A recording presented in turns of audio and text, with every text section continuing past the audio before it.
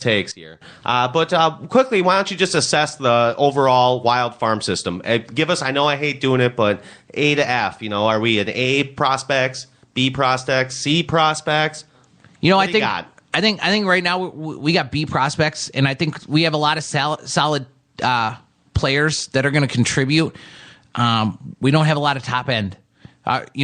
Looking at it right now, the top end guys, Gustav Olofsson, who missed the entire season due to a surgery, and he's only 20 years old anyways. Yeah. Right. He's a guy that we took in the second round. He's 6'4". He moves like Jonas Brodin.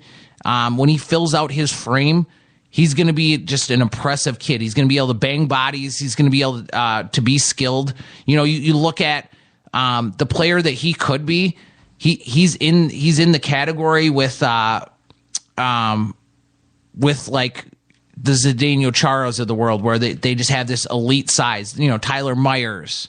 They have this elite size at 6'4", and whatever he can put on his frame, 200 some pounds, but they're skilled enough to contribute to like the actual hockey game, and they use their size to poke check a guy from across the rink, or eliminate a guy like what happens to Granlund a lot.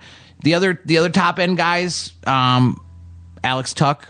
Alex Tuck is, again, 20 years old. He's at Boston College. He's a guy, 6'4". He takes up a ton of space in front of the net. He's a skilled guy. He scores. He hits.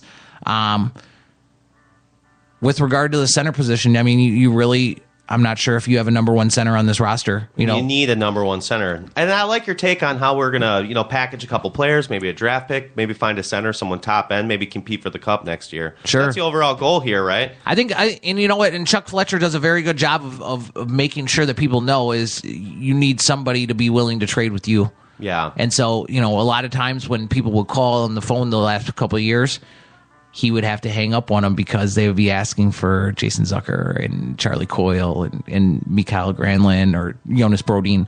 So now I think having as much talent and depth that you do in the system, I think maybe it's time to move a Jared Spurgeon, especially if a guy like Logan Couture, who has criticized what's going on in San Jose, if he's available. Let's get him. That's the guy, man. Let's get him. That's what Tony's call here. Are we going to get him? No? Yes? Let's do it. There's a precedence between Doug Wilson, GM of San Jose, and Chuck Fletcher. I mean, we've seen it. Danny Heatley for Havlat. Yep. Brett Burns trade. Yep. Brett Burns, my guy. He was my guy too. I love Brett Burns. Brett, tough, physical. Brett Burns is always going to be a Minnesota Wild favorite, just because he grew up here. Just a great smile. Just a great presence. Unique guy. Definitely. He was good, and he had that killer beard too. So Tony, in closing here, what do you see happening next? First thing, Dubnyk, right?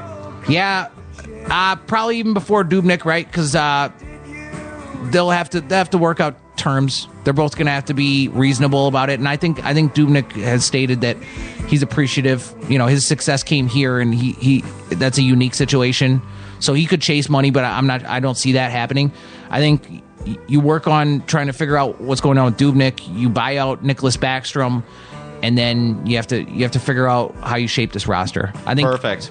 I agree. I totally agree. And just to let all the fans know, too, Tony Dean will be back in action live at Bennett's next week. I know he's been working a lot here lately, and we appreciate you coming in and doing the interview and helping it out. And let's get that draft show going. Yes. We can do it right from Bennett's here.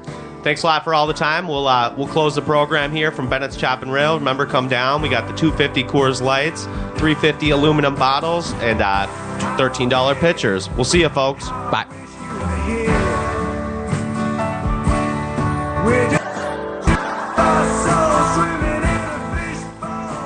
Good. Yeah, that worked. That was good. Yeah. We can edit that up, too. We missed that little segment there.